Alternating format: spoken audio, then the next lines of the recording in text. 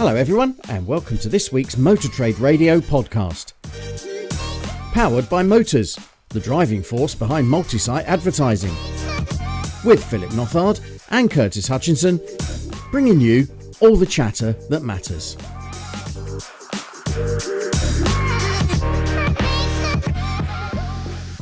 Well, happy Easter, everyone. We hope that wherever you are in the country, you're able to get some sunshine over the long weekend. But it's not looking too great as we record this, is it? No. I think I was looking forward to a 4-day long weekend, and the rain has arrived just in time. I'm sure the gardeners will be happy. I don't know if you're a gardener, Curtis, but I'm sure the gardeners will be happy. Well, yeah, I am. So I'm happy for the garden, but I'll actually be in Cornwall for the bank holiday weekend, and the rain is going to be following me all the way down there, I think. Yeah, not good. But we'll try and keep you ahead of what's happening in the headlines this week in time for the bank holiday. There's plenty going on as always, but a couple of shout outs to begin with. Obviously, happy Easter to everybody, and we do hope that those in the dealer sector get a long, successful weekend. And for those that aren't closing on Sunday, you get Sunday off as well, if you're having to close on Easter Sunday. But also, we've got coming up on the 1st of May is the NFDA and Judge Service Driving Automotive Conference. It looks like a fantastic lineup of speakers, and this is done on the day of the AM Awards, isn't it?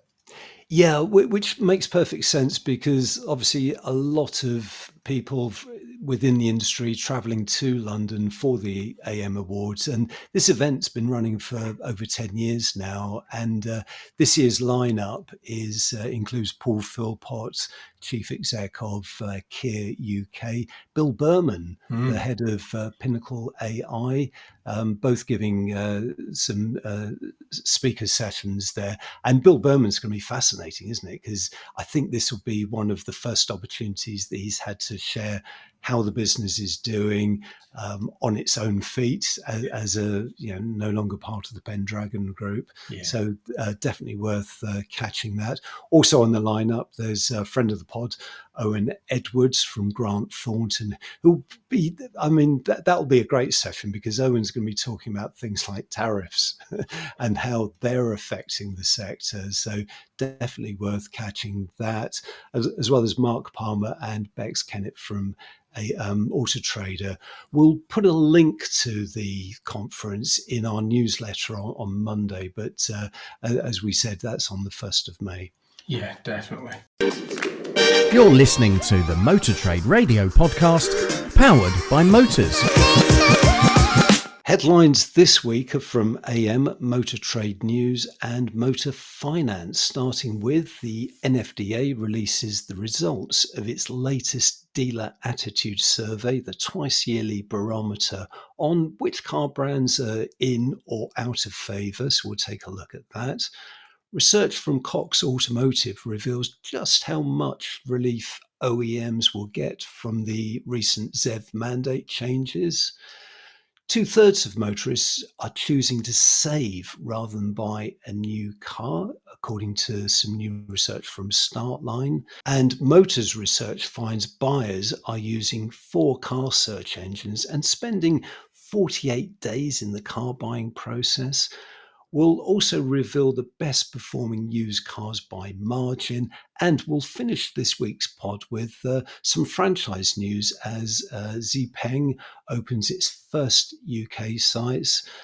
Another new Chinese brand, Denza, prepares to launch in the UK, and Ineos ditches agency and cuts its dealer network. You're listening to all the chatter that matters on the Motor Trade Radio podcast. If you're a supplier and would like us to profile your business and reach our audience of dealer bosses, managers and decision makers on one of our dedicated supplier specials episodes, get in touch with Curtis and Philip at motortraderadio@yahoo.com.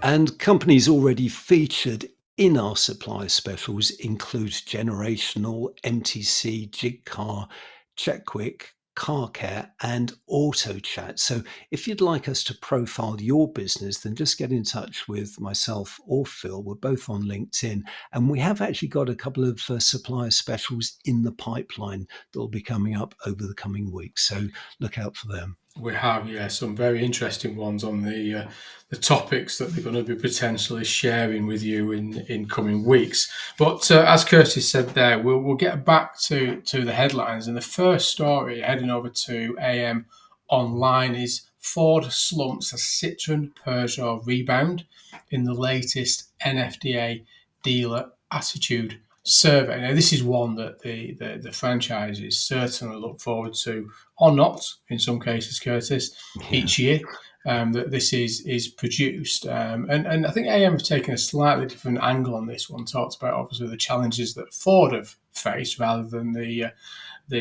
great wins again from Kia. Yeah, definitely. So maybe we'll get back to Ford, but I mean, certainly when the story came out, I went straight onto the NFDA website, and we will put a link into for the survey in the newsletter. And I just went straight over there to find out what the top 10 was, and also the bottom 10, to be honest. But Kia, once again, they've held this position for quite a few surveys. The surveys actually held twice a year, and it's a fascinating snapshot of that relationship between dealers and their OEM partners. And Kia, once again, in terms of dealer satisfaction, were ranked number one. So shall I give you the top 10, Phil? You can do, yeah, let's do it. Here we go. Number 10, Vauxhall. Number 9, BMW. Number 8, Peugeot. Number 7, Toyota. Number 6, Lexus. Number 5, Volvo. 4, MG. Number 3, Mini. 2, Mercedes-Benz, and as I say, at number 1 is Kia. And this is very much based on the question on dealers responding to the current profit return from representing your franchise. So they were the top 10 performers. If we look at the bottom of the charts, I mean, the lowest ranked manufacturer was Audi, followed by DS, followed by Ford, Hyundai, Volkswagen, and Land Rover. Yeah, and as you said before, the story within AM talked about obviously Ford flounders dealer satisfaction, with Ford hits an all-time low, saying that Stellantis has surged with their Citroen and Peugeot makes, stunning comeback in the chart there. And the EV optimism grows, and dealers report using rising confidence in EV strategy. So, again, a bit of encouragement there, particularly on that EV side of things, as the franchise dealers start to engage a lot more in that EV market, which I think we saw a little bit of that in March, didn't we, in terms of that uptick in registrations in March. Yeah, and as you highlight, Citroen and Peugeot, it was a really good survey for them. That they both emerged as the biggest movers in overall dealer satisfaction, which pretty much reverses years of underperformance. I mean, I do remember reporting on this survey over the years, and Citroen and Peugeot were always hanging around the bottom, but they've seen a welcome uptick, so that'll go down very well within Stellantis. And as you alluded to, this survey is incredibly influential. I mean, I know the OEMs crawl all over this survey, and they will be analysing it in-house. The brands that have done well, the brands that have done not so well, and looking at areas to improve. And the whole survey, it is comprehensive, because I think the NFDA's document is something like 66 pages long. So yeah. there's graphs on every single page, because they all relate to questions asked specifically of dealers. And it was a good response rate from dealers again this year. So again, as I say, it's a really, really good snapshot of what's going on in the franchise sector at the moment. Yeah, and as Curtis said there, it will be in the newsletter on Monday morning, so you can check out the survey for yourself there. And remaining with AM online. And this is for myself, actually. Apologies for that. I'm like self-promoting my own. We touched on it a little bit last. Yeah. Read out the new car registrations, but it's around the latest announcement from obviously the UK government with their relaxing the ZEV mandate strategy or net zero plan. But there is still a challenge for this year because the 28% still remains for cars this year and the 16% still remains for commercial vehicles. Yes, yeah, and I think what's particularly interesting in this story is you've actually put some figures to what these changes actually mean in monetary terms, haven't you? Yeah, I mean the point with this is obviously I think we've got to get this right. And I think we touched on it last week as well that the measures are welcome. Let's not the fact that you can now move credits between cars and LCVs. You can use hybrid credits within the ZEV the electric vehicle section. You've got hybrids going out to 2035. You've got ICE commercial vehicles going out to 2035. That's all welcome. Plus, an investment of 2.3 billion towards this transition to net zero. But we're still on track to miss this year's 28% and 16% for commercial vehicles. And they've done the reduction in the fines, but in reality, the point in the story was that if we achieve the forecast figures that the SMMT have forecast for 2025, which is 23.5% for cars being electric and 9.5% for commercial vehicles, will be about 100,000 units short, which will, with the reductions in the fines, will save 319 million. But at the same time, we're talking about the tariff impact on the UK automotive sector being to the tune of basically 9 billion. And last year, we spent 4.5 to 6 billion to achieve the ZEV mandate last year in discounts and incentives to attract the market to battery electric vehicles. So it's kind of this, everything's welcome, but is it really enough to what we need to get that electric vehicle market moving quick enough? Yeah, because last week when we talked about this, I was making the point that I didn't think the reductions in the fines per unit were enough.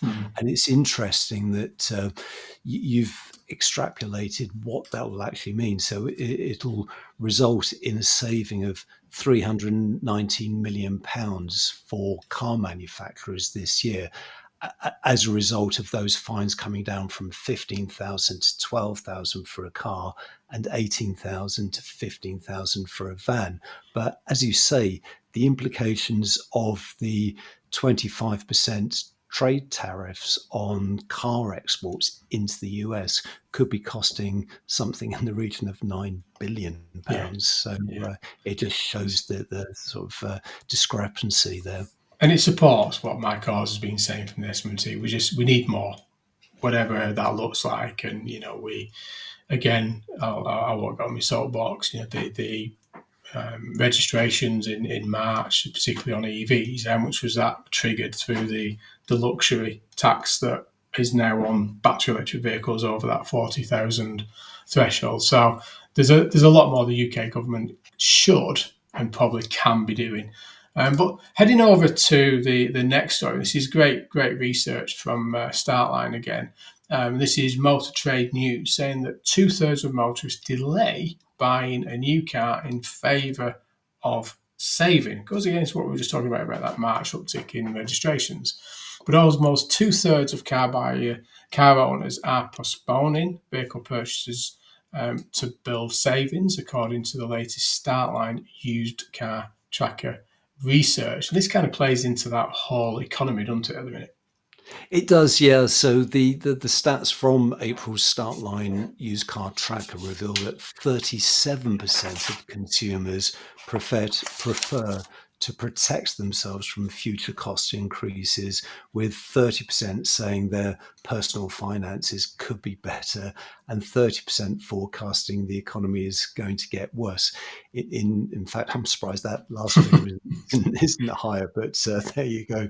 There's a good quote from Paul Burgess, CEO of Startline, who says, "We're in a slightly odd situation now where the economy isn't exactly doing badly, but the public perception is undoubtedly poor, perhaps caused in part by news headlines about the uncertain situations in Ukraine and the ongoing threat of tariffs on the UK economy." And our research very much reflects this picture, showing a significant majority of motorists would rather hang on to their car and put any spare cash into savings rather than opt to buy new vehicles. So it's a worrying trend, isn't it? Because the economic figures suggest that the economy isn't as bad as we thought it was, but everyone's staying put and just playing a long game on this, I think. Yeah, I think there's a lot to play out. I mean, we haven't talked about any of the economical climate and geopolitical climate this week on the podcast with what's going on, but it is shifting all the time. So I think it's going to be some time before that settles and consumer confidence starts to return and people can start to spend again. So the UK government and the Treasury and the Bank of England have got a lot to do to try and stabilise that market. But we'll be back after this short break with the rest of this week's headlines. You're listening to all the chatter that matters on Motor Trade Radio. Powered by Motors, the driving force behind multi-site advertising. This is your weekly one-stop shop for all the biggest car retailing headlines from across the media, available on demand wherever you are on your podcast feed. So next headline is from Motor Trade News, and the headline is: buyers still use 4 search sites and spend nearly 50 days choosing a car, finds Motors. So this is the latest research from Motors. It's their digital touchpoint survey, which I did work with the team on collating the data and analysing it and producing the press release on this. And the findings, it's an impressive piece of research in that it's conducted independently by Insight Advantage, and it's got a decent sized survey of just over 3,000 active car buyers, and that's the absolute key. That these are buyers who are in the market. They've either just purchased or are just about to purchase, and really sort of digging in to find out what their preferences are and how they're searching for their next purchase. And it found that multi-site usage remains a defining characteristic of the digital journey, because since 2021, when buyers typically use 3.5 car search websites, the number has actually climbed to 4 in 2023, and it's remained the same this year. So it really is showing that car buyers aren't locking in on a single car search or marketplace website. They're dipping into others and using an average of 4 as part of that buying process. Yeah, and this kind of reflects back to the midweek interview supply special that we did with Motors, wasn't it? That the whole Kazoo relaunch and Kazoo brand, and that, to your point, that multi-marketplace brand, because consumers are searching through various marketplaces to do their research.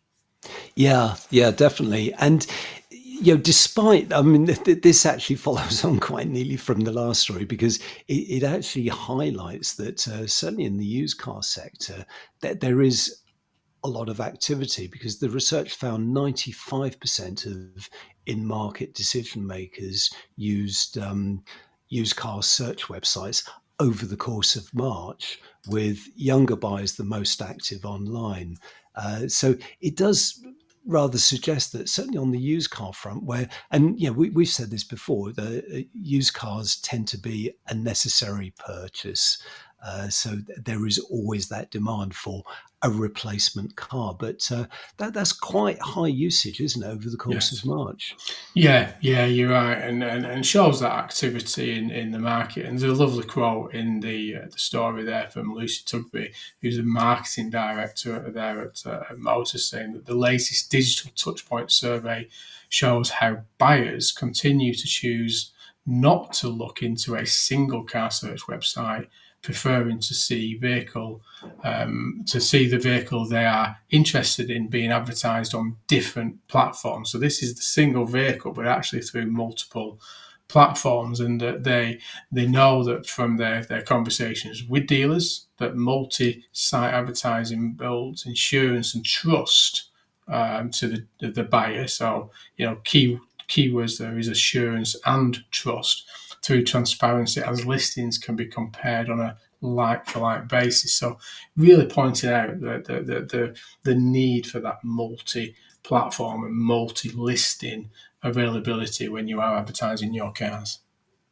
And staying with the used car markets and heading over to motor finance online, the headline there is BMW leads retail margins, Nissan Qashqai emerges as fast mover. So this is the regular research produced by Dealer Auction into margins, and it's found that BMW has maintained its retail margin performance in 2025 in that under £10,000 bracket, and this is the margin between the auction price and what it's advertised for, isn't it? Yes, it is. Yeah, it's that listed price once the trade vehicle has been acquired. So yeah, again, we know, and people listening to the podcast this morning will be aware of the strength of that lower margin sector at the minute. That sub 10k, sub 15k marketplace is strong, and that's replicated in that's where that strong margin is. They also talk about the mainstream SUV presence in both price categories reflects its appeal to diverse buyers. And there's a comment in the piece there from Dealer Auction Marketplace Director Kieran Taboon saying that BMW has registered an empathetic performance so far in 2025. It's been competitive year so far. In March, only £325 separated first and 10th place in the this top sub £15,000 profit making vehicles. So again, reflecting there that's where the strength is at the minute. Yeah, and certainly it's good news if you've got BMW 1 or 3 Series on your forecourts, because within the research it shows that average margins for the 1 Series tracked at £2,150 and 3 Series £2,125, and also the Ford Cougar had a strong showing, averaging a margin of £2,225. So some interesting stats in this one, some interesting figures. So do head over to Motor Finance to see the full story there.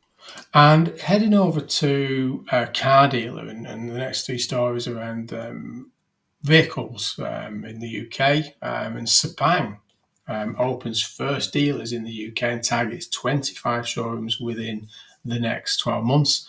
Peter Cooper and Sandy Cliff are the first to take the plunge, as car dealer put it, saying that up to 25 dealers will join the network within the next 12 months. And the first car is the G6, a Tesla Model Y rather than SUV there. So I think we talked about this a while ago, didn't we, when they started having those ambitions for entering the UK and Europe. But this is another Chinese brand, as I say, they're moving into the market. And interestingly, 35, I think, registrations in March, so helping that whole March figure with their first models that they've registered in the UK. Yeah, definitely. But before the dealers opened in Southampton and Nottingham, and it's a good quote here from Darren Cooper of Peter Cooper Group, who says, "This isn't just about launching a new dealership; it's about introducing a new way of thinking about electric mobility. We're offering UK customers a first-class introduction to XPeng and a glimpse into the future of electric driving." So you can tell that Darren's very excited there about representing this brand new brand. Yeah, no, it'd be fantastic, and they are. It's International Motors (IM), if you're not aware, that are behind Sepang being brought into the UK alongside Subaru, Isuzu, and Great Wall with GWM there within that IM portfolio, but also and you were just before the podcast. I know you were looking at some videos on this, Curtis, because mentioned about it. But this is that Denza brand to launch with bespoke dealer network. Now, Denza is part of the BYD proposition, and this is their more premium product that they are bringing now into the UK market. I know last week there was dealers over in Milan test driving the vehicle and being probably wined and dined over there a little bit as they launched it for the UK dealer network. But this is on the plan that this is coming to the UK imminently, but it is through a chosen bespoke network, isn't it? Yeah, and as you say, it's top end. It's the luxury arm of BYD, and interestingly, it will be sold in a separate network to BYD. So it won't be an allocated part of the BYD showroom in the existing network. And with the brand benefits from its own bespoke dealers. As well as marketing and sales team. So very much a standalone operation. I guess similar going back in time to Toyota Lexus, maybe that's a reasonable analogy in terms of what they want to achieve here. But the focus is very much on European styling because so Denza is debuting with the Z9 GT, which is a four-door shooting brake, but it was actually designed by the ex-Alfa Lamborghini and Seat designer Wolfgang Eggers. So very much with the European luxury market in their sights there. Yeah, and I mean I've seen videos of it. Phenomenal bit of kit there. I mean it's electric, a triple motor electric powertrain, delivering 965 PS with acceleration 0 to 62 in 3.4 seconds and giving you a range of almost 400 miles on a charge there. But what I like about it is the parallel parking for us. For those that may struggle in terms of that parallel parking, there is a solution, but it's not coming until 2026 in the UK. But if you do Google the Z9 GT Denza and put in parking, you'll see an array of videos there that allow you to park into a side parallel parking space, nose in, and then through the touchscreen there, the car will rotate its rear wheels in a way that will actually pull the back end in parallel to the curb. So that'll save a lot of problems for a lot of people. Yeah, Might go through some rubber though, but we don't know about that. I suspect you will burn up a fair bit of rubber because, as you say, you nose the car into the space, and then the tech does the rest. And we both watched the video, and you see the rear wheels spinning in a way that it produces sideways motion and gets the back end of the car into the space. Very clever. Love to try it. Yeah. So watch out for that one. I'm sure we'll hear a little bit more from those dealers that have been over to see the vehicle over there in Milan recently. So our final story of the week is back over in Car Dealer and saying that Ineos ditches agency sales and slashes dealer network in bid to right-size operations, saying that Ineos moves away from its agency model back to a traditional wholesale model, saying that the network of 26 sites and 19 dealers to be cut to 10 dealers and 19 sites. So a significant reduction there, and saying that the brand is looking to target south of England for new dealers with improved level of service and used cars offering a major focus. So yeah, I mean, they've faced some torrid times, haven't they, Ineos? It hasn't quite probably done what it intended to do in the first instance, and had a few challenges along the way, not more recently with Ricardo seats going into administration, which they were heavily reliant on for their seating on the Ineos product. So I had a few challenges there. Yeah, it definitely hasn't been a smooth ride for Ineos, and hats off to car dealer because they've got the scoop on this. James Batch,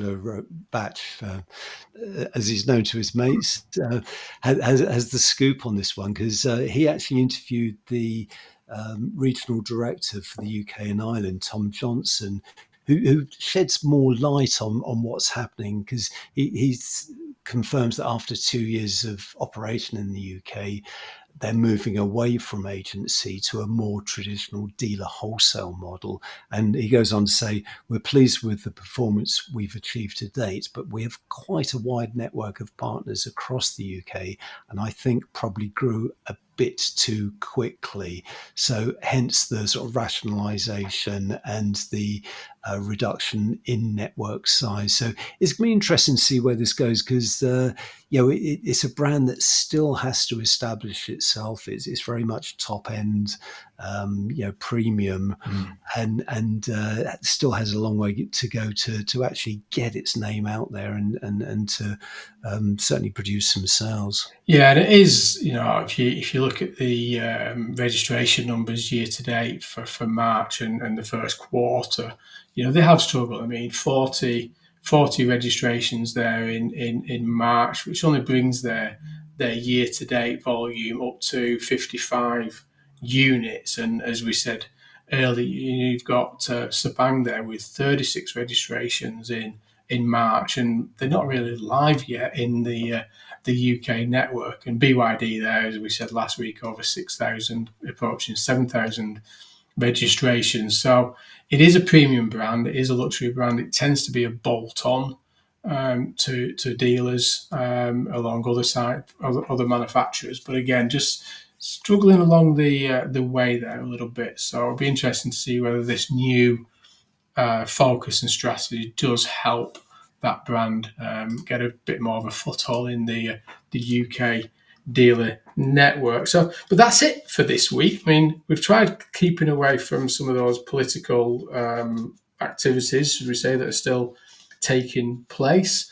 Lots happening in the new car market, obviously new brands in particular. And as I say, we've got some fantastic supply specials lined up as well, haven't we, Curtis? We have indeed, but that's all for now. So many thanks for joining us on the Motor Trade Radio podcast. Do enjoy your Easter weekend. Until next weekend, it's goodbye from me. And it's goodbye from him. Thank you for listening to the Motor Trade Radio podcast, powered by Motors, the driving force behind multi-site advertising. We'll be sharing all the URLs from this week's headlines on Monday morning. To make sure you receive them, just subscribe to the free newsletter on our LinkedIn page. Just search Motor Trade Radio Podcast.